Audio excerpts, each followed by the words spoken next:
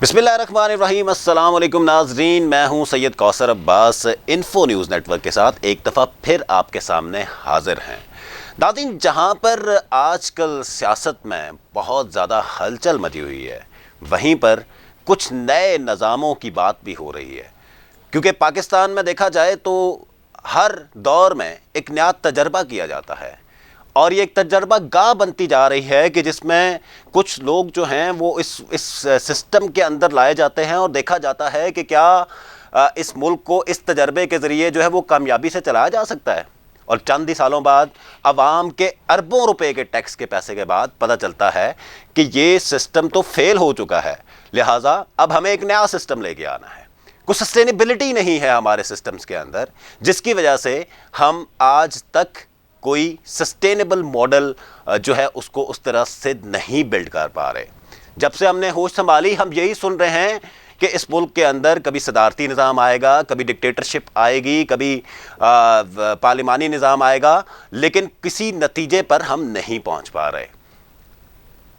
2008 में जब परवेज़ मुशर्रफ का दौर ख़त्म होता है तो उसके बाद एक उम्मीद ज़ाहिर हुई कि अब इस मुल्क के अंदर शायद पार्लिमानी निज़ाम को जो है वो स्ट्रेंथन किया जाएगा, उसको मजबूत बनाया जाएगा और तमाम सियासी जमातें इस निज़ाम को स्ट्रेंथन करने के लिए अपना रोल प्ले करेंगी।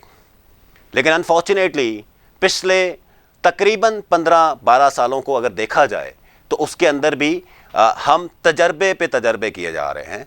कभी हम एक तजर्बा करते हैं, कभी हम दूसरा तजर्बा करते हैं, कभी हम कहते हैं लीडरशिप चेंज करनी चाहिए, कभी हम कहते हैं निज़ाम चेंज करना चाहिए। आजकल जो बात हो रही है वो बात हो रही है सदारती निज़ाम की, यानी कि इस मुल्क के अंदर एक ऐसा निज़ाम लाया जाए जिस निज़ाम में सदर पाकिस्तान जो होंगे वो कुल्ली इख्तियारात होंगे उनको कि वो तमाम के तमाम फ़ैसले वो ख़ुद कर सकेंगे और इस मुल्क को जो है वो चलाने के लिए एक सदारती निज़ाम के ज़रिए एक जो सदर है उनको लाया जाएगा। एक तरह से देखा जाए तो उस सदर को तमाम इख्तियारात दिए जाएंगे कि वो सदर जो होंगे इस मुल्क के जो भी होंगे वो इस मुल्क में अपना जो भी निज़ाम लाना चाहते हैं उसको स्ट्रेंथन करके इस मुल्क के अंदर रिफॉर्म्स लेके आएँ, इस मुल्क के अंदर बेहतरी लेके आएँ। लेकिन क्या ये ज़रूरी है कि सिर्फ एक शख्स की सोच को अडॉप्ट करते हुए इस मुल्क की जो 22 करोड़ के करीब आवाम है उस आवाम को गवर्न किया जाए? ये पॉसिबल है? ये क्या डिक्टेटरशिप नहीं है?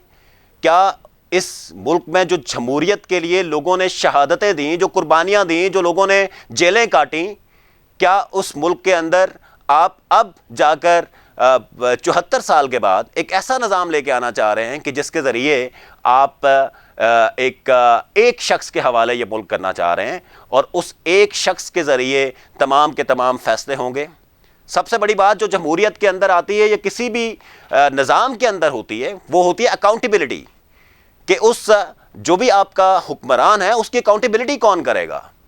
सबसे इंपॉर्टेंट चीज़ ये है कि जो आपका इलेक्शन के ज़रिए नुमाइंदगी दी जाती है लोगों को, तो लोगों के पास ये इख्तियारात होते हैं कि लोग अपने नुमाइंदों का एहतसाब करें, उनकी अकाउंटेबिलिटी करें, उनसे सवाल करें कि उनकी परफॉर्मेंस कैसी है, उनसे सवाल करें कि क्या वो सही तरीके से डिलीवर कर पाए कि नहीं कर पाए, उनसे सवाल करें कि क्या उन्होंने लोगों के मसाइल हल किए कि नहीं किए, उनसे सवाल करें कि क्या उन्होंने कानून साजी में अपना कोई किरदार अदा किया कि नहीं किया, उनसे सवाल करें कि क्या उन्होंने अपनी आवाम की नुमाइंदगी फ्लोर ऑफ द हाउस पर की है कि नहीं की।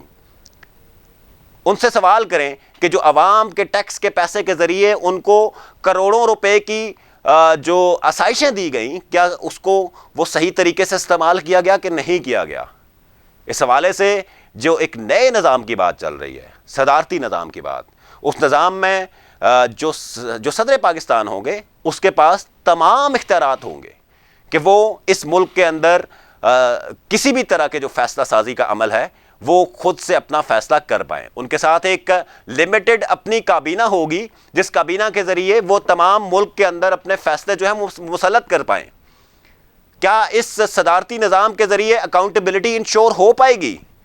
क्या हम ये जान पाएंगे कि हमारे जो सदारती निज़ाम के ज़रिए जो सदर मुंतखब हुए या हमारे जो काबीना के मेंबर्स हैं उनके साथ क्या वो मेरिट के ऊपर आए हैं? क्या वो आवाम के टैक्स का पैसा सही तरीके से इस्तेमाल कर रहे हैं?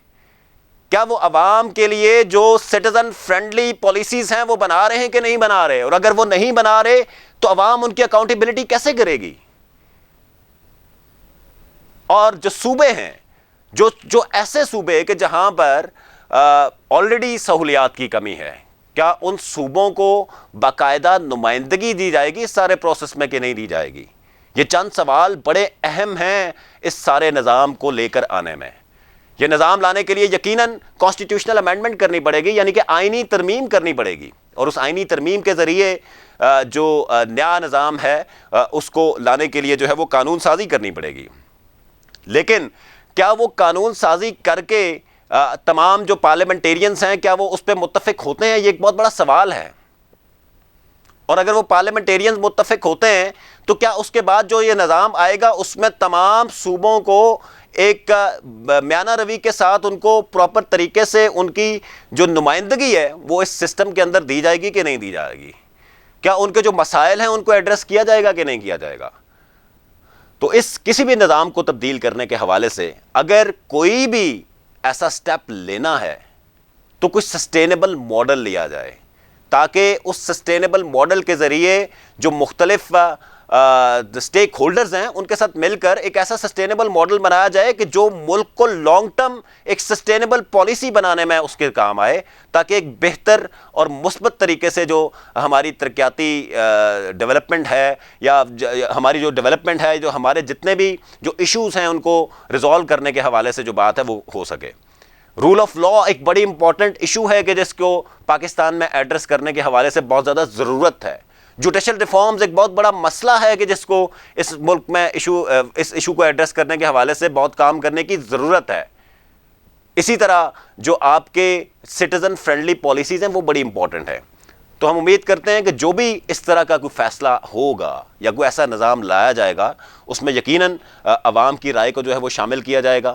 یقیناً اس ملک کا جو سب سے بڑا سٹیک ہولڈر جو عام شہری ہے اس کو اس سارے پروسیس میں شامل کیا جائے گا، تاکہ ایک بہتر طریقے سے وہ پالیسی بن سکے اور وہ پالیسی الٹیمیٹلی ایک عام شہری کو جو ہے وہ فائدہ دے سکے۔ امید کرتے ہیں کہ ہم اس ملک میں اپنی جو ایک مثبت کردار ہے وہ ادا کر کے اس ملک کو ایک مضبوط ملک بنائیں گے اور ایک بہتر پاکستان بنانے میں اپنا کردار ادا کریں گے۔ بہت بہت شکریہ، دیکھتے رہیے انفو نیوز نیٹ ورک۔